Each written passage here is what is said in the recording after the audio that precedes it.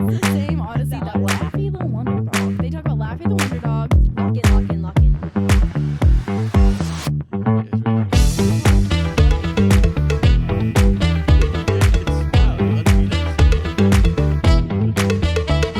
Welcome to another episode of KidMin Backstage, the place where we talk about kids ministry and take a peek behind the scenes. We try to share a little bit of what we've learned that works for us and some of our failures so you can avoid them. We release a new episode every Friday, and this is your backstage pass to see the magic or disaster that happens behind the scenes of our kids ministry. I'm your host, Gabe Baker, and today I'm joined by Anisha and Shaylee. Hello, everyone. So, Hello. I think you guys, we kicked the video stuff off with Matthew, and then you guys were shortly thereafter. Yeah, so well, you're the we did next the ones. first video you didn't post, remember? Yeah, We I'm videoed afraid to long post ago. that one. You're afraid to post it. I'm also afraid. Yeah, that one was, that was our first one, wasn't it? Mm-hmm. Yeah. We had blankets. You guys had We did. blankets. We did have yeah, blankets. And was it your first podcast also? Or was it? No, Okay, so it was the second one? I don't remember. I think it was our second. What? I is think this it was our third? second one. This is our fourth. This is our fourth. I don't remember. I think it's our fourth. If that so this video one was our second, this is our fourth. Here, let's put that a little closer to your mouth. There you go.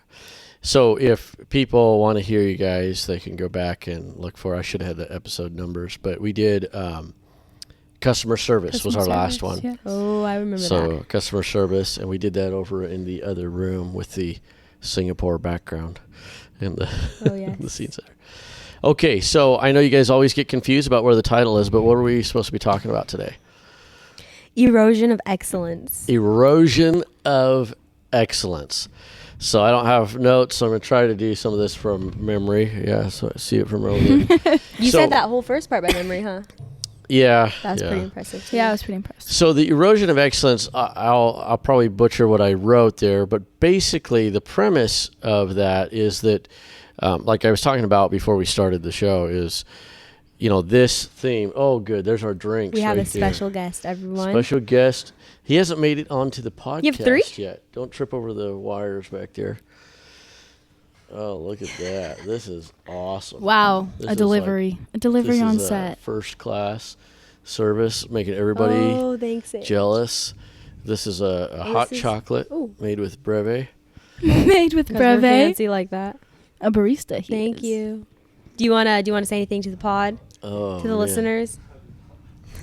So that's my son that I always reference on the podcast, Adrian. He'll be on at some point. He'll be on at some point. Yeah. Leaves and Runs. Yeah, runs out the door. All right. Well, erosion. So we have this set. It's been going for 14 weeks or something. In fact, by the time this airs, I think we're going to be getting ready to tear it down. So we're about to tear it down here in a couple Wow. weeks. So Feels like it goes so fast. It it does, yeah. And it's a lot of work. I mean, we have a whole playground over there and slides and I'm climbing sure wall. we've talked about this, but are you not telling anyone what the next theme is? Is it a secret? Yeah, that's a secret still. Wait, I don't know Oh. what the next theme is. Yeah. I don't know what it is either. Oh. I was about to. He'll say. tell us off air. Yeah.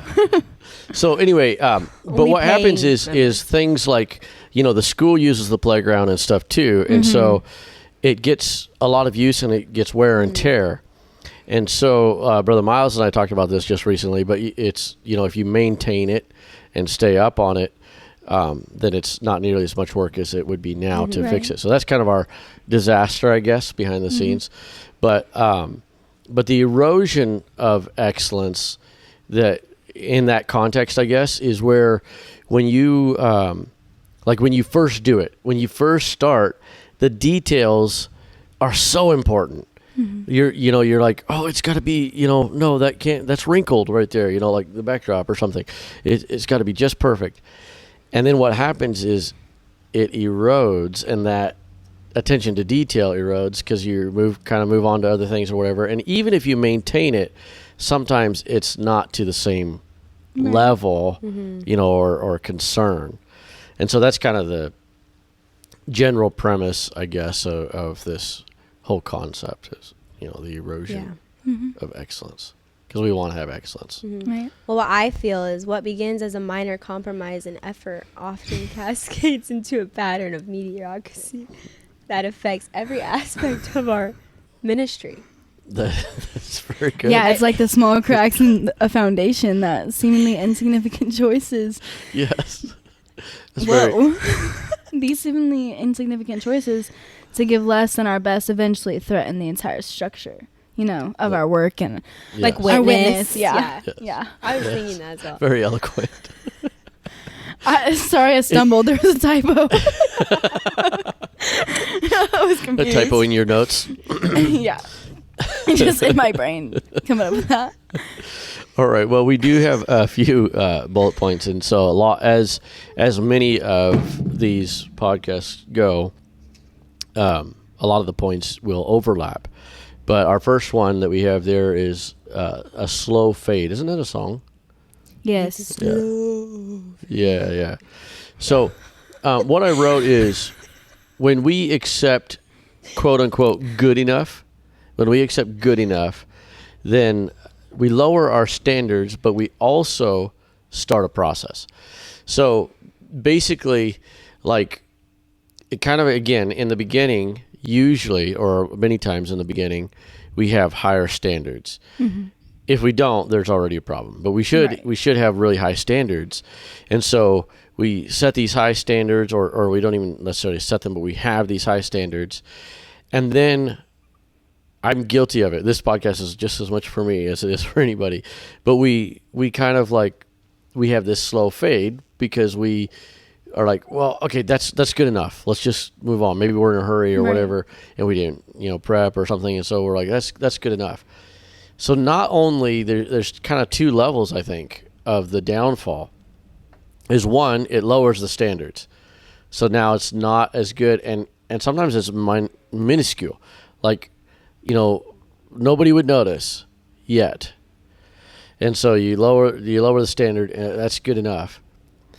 And then, but what happens, and this is the bad part, is it's like backsliding, basically, is you lowered the standard, and now by doing that, you actually start a process of continual lowering of the standards. Mm-hmm. And so, I mean, I didn't put that in the notes, but backsliding is a good example, right? It's like you miss church. You start to lose your standards and your holiness and stuff. Yeah.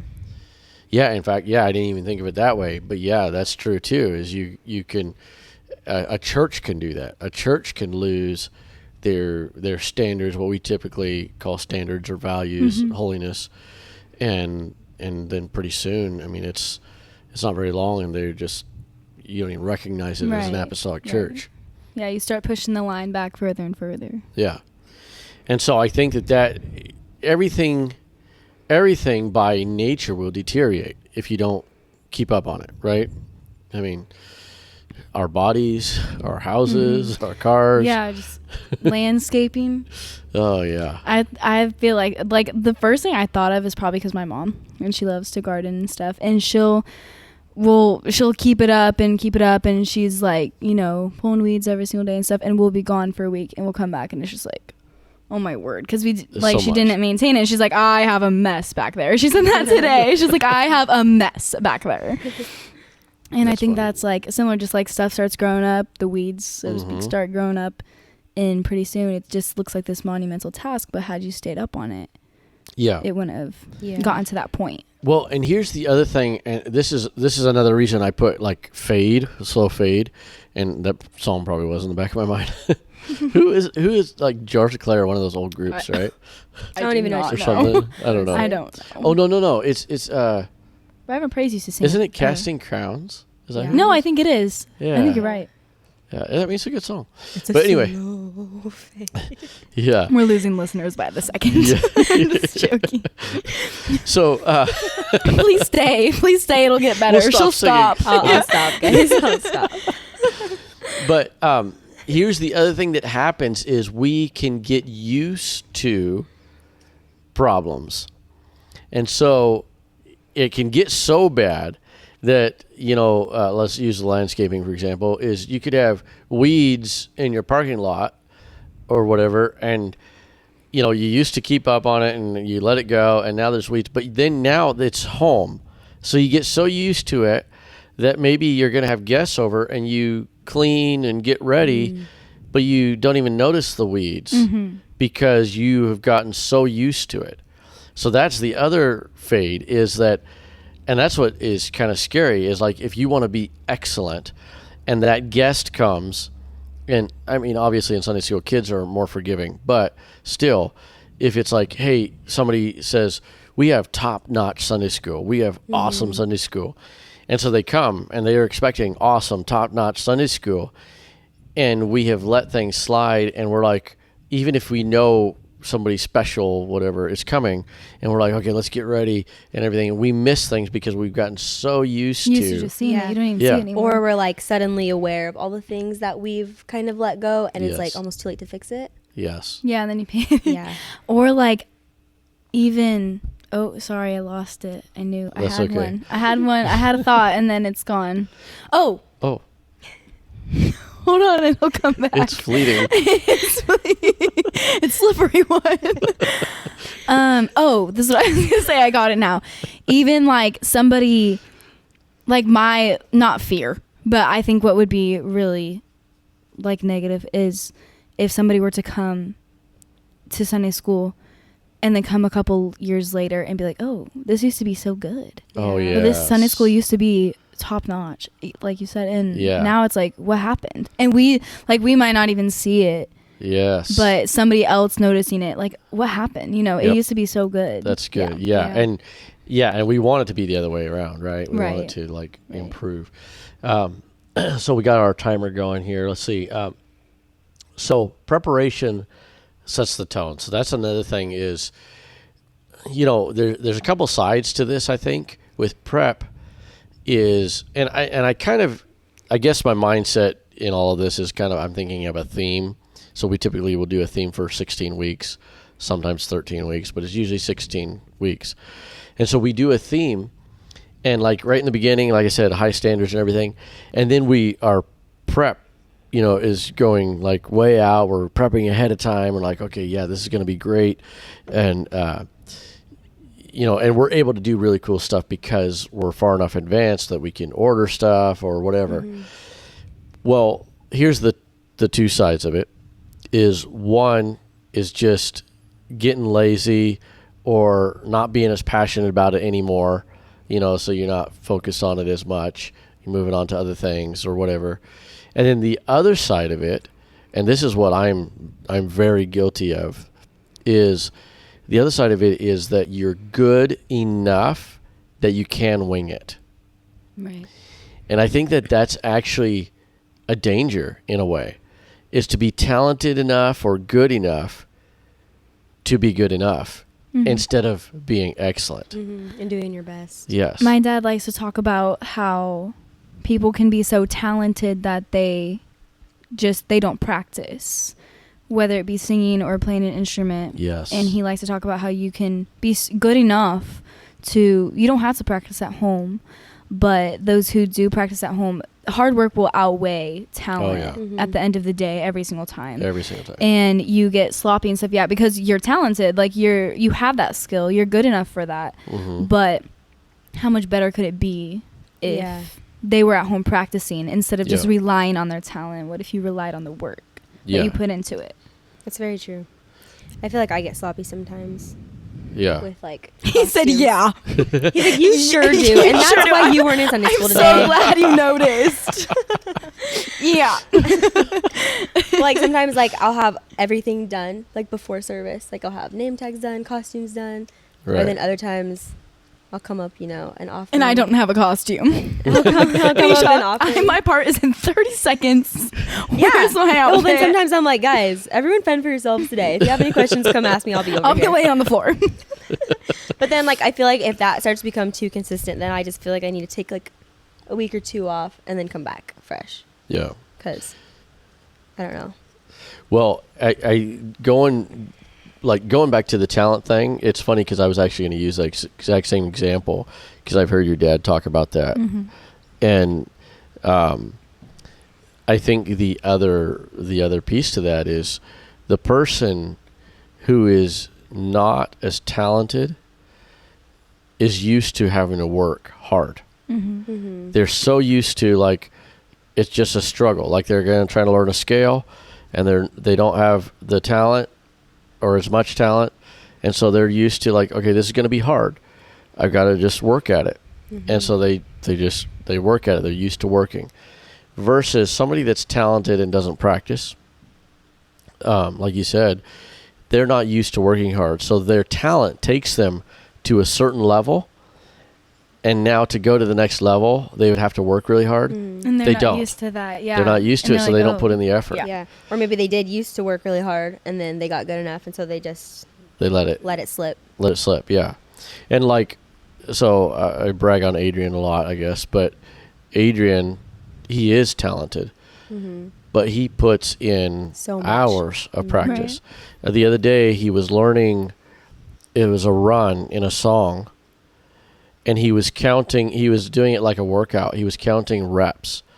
So he did something like, he did that run, I want to say his goal was 1,000 times.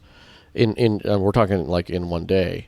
And so he would do like 250 times or 200 times or something at a time.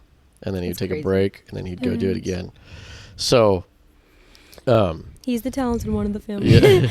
And I think that at the end, like, the person who is talented, like you said, like, the person who puts in the hard work is going to far exceed the talent that somebody has. Oh, yeah. Like, I mean, at any level, because they're working for it. Yeah, absolutely. Instead of relying just on, a skill they already have. Yeah. So we kind of went off on a tangent there, but I think it fits. And that's what I was saying. I'm guilty of, I don't know if it's a talent or what, but I can wing it. I think the talent of improv, I think. Yeah, and it's experience.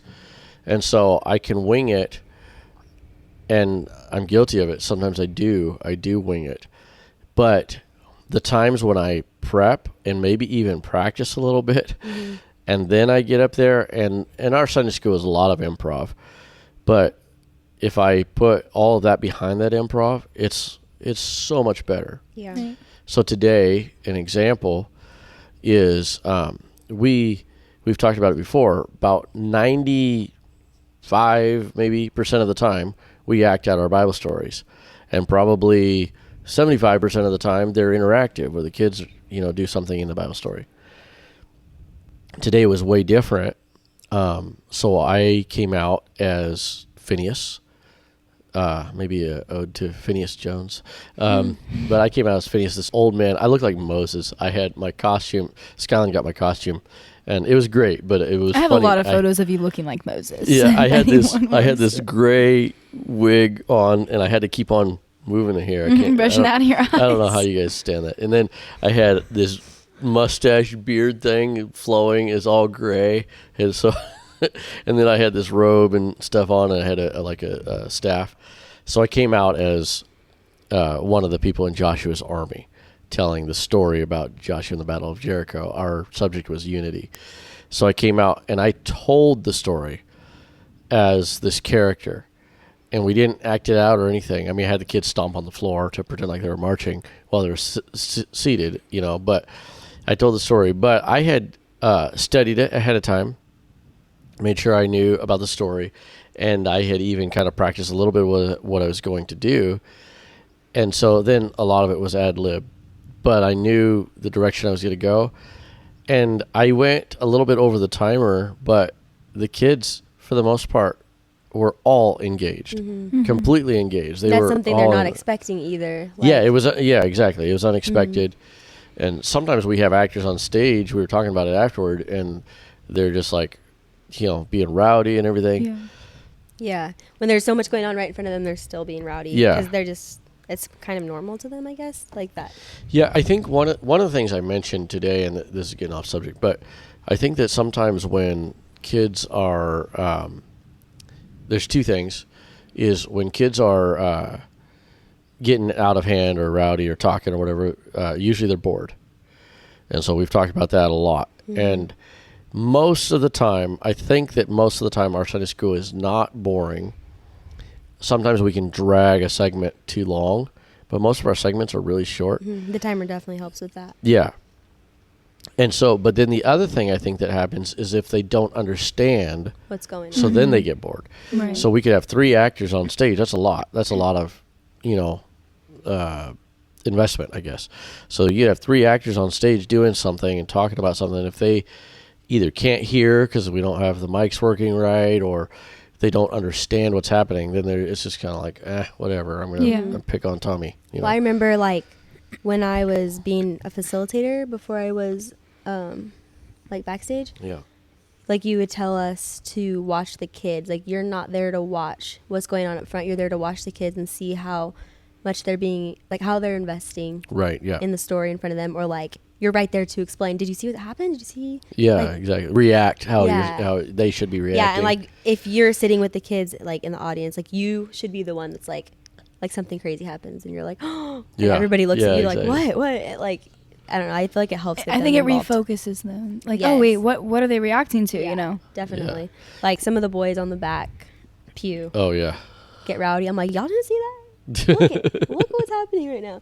Like, and this is so And funny. then they're like, what? We had like an interactive, like the kids were on the playground. I told you this already, but the kids were on the playground and they were coming down the slide, coming back in to sit down. Uh-huh. And the bad guys, you were one of them. And then I think it was Mason or Jason, I can't remember, which are our main characters. He was with the bad guys. And like you guys were in a corner, like plotting or whatever. Oh, and one of the yeah. boys that is so rowdy, he's like just looking at them. And I was like, you see them? He's like, yeah. I'm like, those are the bad guys. You want to go talk to them? He's like, no. And I was like, okay. He just keeps looking. He's like, I'm going to tell the pastor. No, I remember that. It's so funny. And then the next service, I was like, went up to him. I was like, did you tell pastor yet about those bad guys? He's like, not yet. Oh, yeah. That's funny. But like, it was cool to see him like being invested like that. Yeah, But like, when see he it, is like- so rowdy. Yeah. That's funny. You know, I'm glad you brought that up about the facilitators or crowd control or whatever you want to call it. I think we call them facilitators in our staff, but that is an example, and I'm not like blasting anybody that's doing that right now, because we have some that do a good job and some have not been trained. Mm-hmm. And that reminds me, what you just said reminds me kind of, and so that's like an erosion of our excellence, because a facilitator is not just a person that says, hey, sit down, hey, stop talking, hey, okay, you got to go to the bathroom, I'll take you. It's not, they should be sitting down with the kids and like reacting, something's funny, they're laughing, like, hey, did you hear him? Or, all of those things. Yeah. Because that's just something that's always stuck with me, because I was 11, so I was technically still in Sunday school when I started helping, because I started like videoing. Oh, that's right, yeah. And then when I turned 12, I still videoed, but like I remember you told me that, and like I wanted to be involved so bad in the staff. Oh, I just yeah. remember that, and that's still stuck with me. Yeah, you got to keep that a secret. I got a lot of 12 and 13-year-olds that want to be in Sunday school. Oh, it was a different time back then. Oh, that was back in the day. It was back in the day. Well, so another bullet point that I have on there is that kids notice. Mm-hmm. And so I've told the story so many times about Adrian when he was little, noticing like details like swords or whatever. But also kids notice, and this is kind of what I think I wrote down something about this, but if we get up on stage and we think we can cover it up, and you can kind of maybe to a certain extent, but if you get up on stage and you're like, you're distracted, or you're not well prepared, the kids notice it. Mm-hmm. And they might not be able to articulate it and say like, oh, he's not. No, you didn't know the end to that story. Yeah. Yeah. They Like, what are you talking Yeah, about they right might now? not be able to know exactly what's wrong, but they know something's wrong. Yeah. And a lot of times what happens, what it relates to is, again, bored, which Yeah. is a bad word in Sunday school. We don't want them to be bored. I think I have a podcast with Brother Aaron and Brother Joey Boggs, Brother Aaron Boggs and Brother Joey Boggs. Good podcast, guys. That is boring is illegal. In Sunday school, boring is illegal. So anyway, but that's one of those things, is kids do notice. And I think, okay, I don't want this to be misconstrued. Like, I'm not comparing kids to dogs, but I'm just going to use this as an example. Is, you know how they say dogs can sense like fear or they can sense different things? So a long time ago, I remember I was working with my dad, this is years ago, and he had this dog, a German Shepherd, that was always in the back of his truck. Well, this guy came by and he was like, nice doggy and stuff. He was, I think he might have been homeless or something, but he was going over to the truck. Well, she was really nice. I mean, very, very tame dog and everything. But she started barking, her hackles raised up and growling and barking at him. Like, we had never even seen that before. No. And somebody that was there, I don't know if they knew dogs or what, but they mentioned that she sensed something disingenuine, in him. Yeah. And so, and I've heard of that before, like with dogs and stuff. Okay, so this is the part where I hope I don't get blasted. I'm not comparing kids to Cancel dogs. Cancel him. But I think there's an element of that in kids. Kids are so open and honest, and we learn how to put on a facade, and we learn how to, these little things. And kids, sometimes I think they could see right through that. Mm-hmm. They're the ones that are like, make you start crying when they're like, "Are you okay?" And you're like, "How did they know I wasn't okay?" Yeah. And so I think there's an element of that. Well, you bring that to Sunday school, we have to be on it, because if we're not prepared, again, they might not be able to articulate, but they're like, "Okay, this is not as good as last week," Right. or like you said, a couple of years ago I came and it was really good, but this is not as good, Yeah. And All I feel those like on details. top of that, kids also notice when you like go the extra mile. Right. Like you were talking about how Adrian remembers stuff from when he was a kid. Like one thing I remember when I was a kid was after weeks and weeks of trying to capture Ruthless, we finally captured her, and we built a jail out of like literal, like I think it was chairs and stuff. And those chair I want you to racks. continue the story, but let me explain to the audience. Okay. So Ruthless, I might have explained this before, but for any new listeners, I guess. She was the stuff of nightmares for us kids. Yeah, so Literal Ruthless, She nightmares. plagued my dreams. Ruthless is in this theme. She only appears, I think, Twice. Yeah, we're giving it away. But anyway, Oh. Anyway, she does appear in this theme, but Ruthless is a character that we created that's this world-renowned thief. But here's the mystique about her. She's dressed as all black, and she has this hat, kind of like a Carmen Sandiego type. I was just about to say, it feels like Carmen Sandiego. Yeah, but it's all black instead of all, Red. I think, red or whatever. Yeah. But anyway, so she's kind of like that. But here's the why the nightmare. Some kids actually did have nightmares. I don't know if I actually had nightmares, but I know it just like plagued us. Like we were like, who Yeah, I was is like- Yeah, she? and that was the whole key, Yeah. is nobody knew who acted I never knew. her. No. I never So knew. here's what's so funny is just not too long ago I had a podcast with Ariella and Nicole, and Ariella was like, I didn't know until this week in Sunday school, and I mean she's like in her 20s and staff in Sunday school. She's like, Ariella? yeah, she's literally getting married, guys. she's about to get married. She's like, I did not know until this week who Ruthless was. Oh my crazy. word! I don't think I knew until like the last few years. So make sure you don't say Yeah. it. We're gonna keep it I secret. remember when you told me, and I was like shocked. Yeah.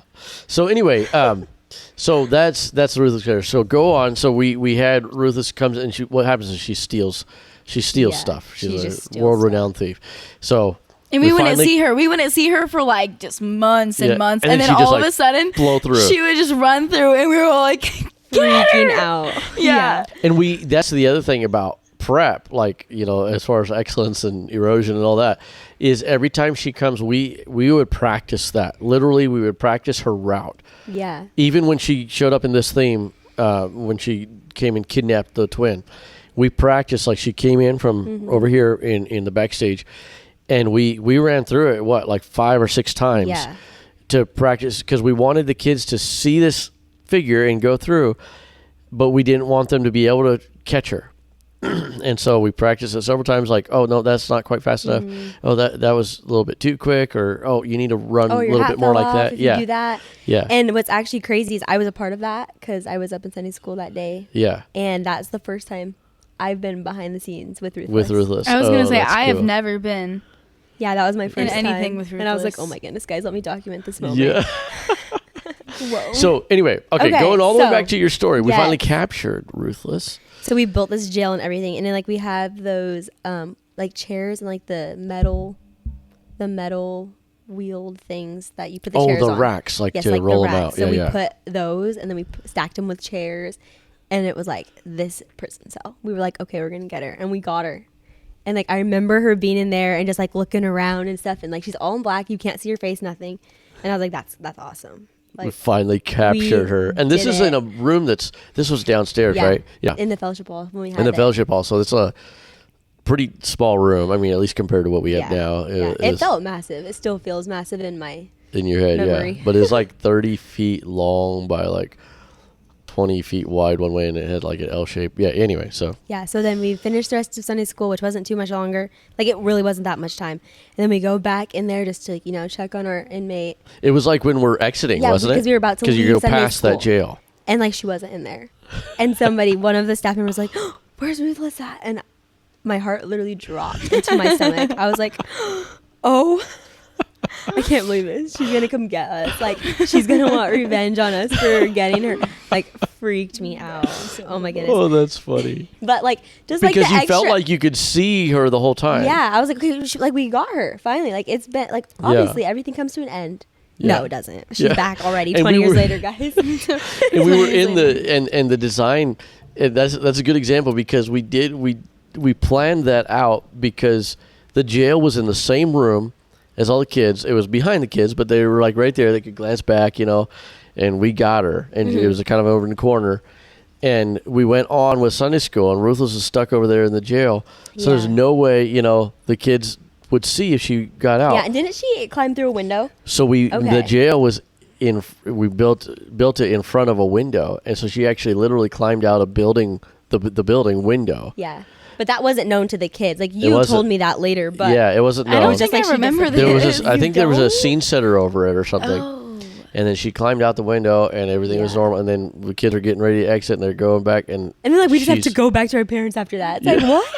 What are you doing? Yeah, or if you like miss a week and like we caught Ruthless last week, and you'd be so Yeah. mad that you were Yeah. like out of town or whatever. But going like from that, like however many years ago, I was like what 9, and then to now, like I think last week or the week before, you and Brother Keach, Mr. King, and maybe one more person, like were bad guys, and while the kids were coming from the sanctuary to outside, lining up and like getting ready to come to Sunday school because we have that I think 4-minute you period. missed this. This was They so were dressed up as bandits, bad guys, whatever, and like running throughout the parking lot. And then you got the It was- security team from the actual church involved. Oh, that's really cool. And so the kids are freaking out. So yeah, it was so. I wish we would have videoed it, but I think we did. it's almost too obvious if you videoed it. Yeah. Like, I don't know. I think I did tell this on another episode, but yeah, when I was going out because we have security, and so I told the one that's watching cameras, I said, "Hey, don't call 911. This is what we're doing. We're going to be out, And then the lobby security, I told him, and he's actually is in Sunday school sometimes. So I told him, I said, "Hey, you can be a part of Sunday school today in our outside welcome because we're going to be bad guys out in the parking lot." So he played it up. I mean, he did really good. He went out there and he was on the radio with the guy. The other security guy On the cameras. They were actually on the radio, really talking, and he's like, "Yeah, I see him out here," so the kids could hear, and it was like, a roller coaster. Like when you hear a roller coaster off in the distance, you hear the screams and quiet, the screams and quiet. Every time that we would like run from one car to another car, that's funny. they would scream. So poor brother Artis tried to do outside welcome, and we're just like every time Like, we good morning, move, everybody, and they're like, the bandits. Yes. So and he knew, but it was like Right. he was It's trying to so do funny. his thing that he was supposed to do. And Yeah, and so, then the kids got up here, and like I think it was Nicole and Say, they're like, those kids are so rowdy right now. yeah, it was epic.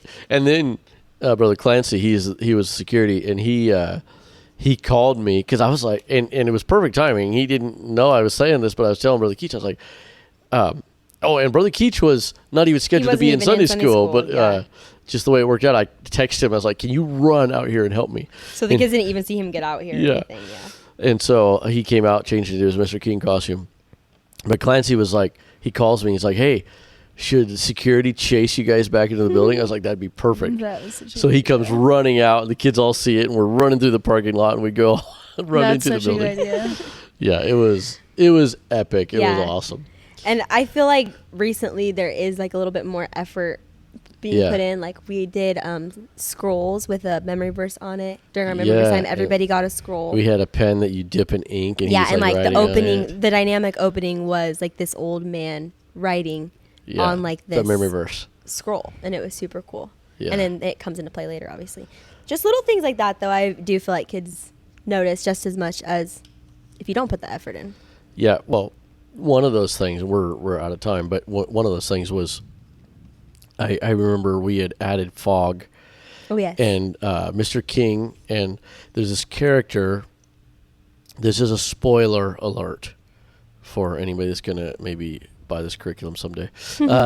But there's a character named Sheila Banks that Mason, our good guy, is kind of like likes her, and stuff. In fact, it was supposed to be your character, but you kept on skipping Sunday school. No, you were traveling. My flight got canceled. Yeah, no, I remember. But anyway, so they come out on stage in dynamic opening, which is how we open. And so, but all the kids come up, and then fog comes rolling in. Yeah. So I pointed it at the door. I'm holding it in my hand, and I pointed at the door, and then they come walking through the fog. Oh, that's super cool. And then they're like talking quietly and stuff, and then they exit. They don't hear what they say. The kids don't hear what they say. They're just talking quiet, and they exit. So then way later on, we're getting ready to do our mission, and Sheila Banks comes out, and they're just screaming, "She's a spy! She's a spy!" I'm like, "What are you talking about? Of course she is. We're all spies." "No, she's a spy from Mr. King. She's a spy." And then, of course, they were right. Sure enough, she leads us on a mission. We get trapped. Yeah, they get trapped. And I remember because I was just like messing with the lights, Oh, yeah. It was dark or whatever. And I was just watching the kids because you guys are all like in a corner kind of. Yeah. And then she goes up to Mr. King, and all the kids are like just looking. And then it turns out, it's revealed that she is a spy for him. So all the kids were horrified. So I'm there. I'm like, I'm doing like we talked about the facilitators. I'm like, "What? Yeah. You guys?" And they're like, "We told you." So someone sitting right next to me were like, "See?" A couple of them tried to make a run for it.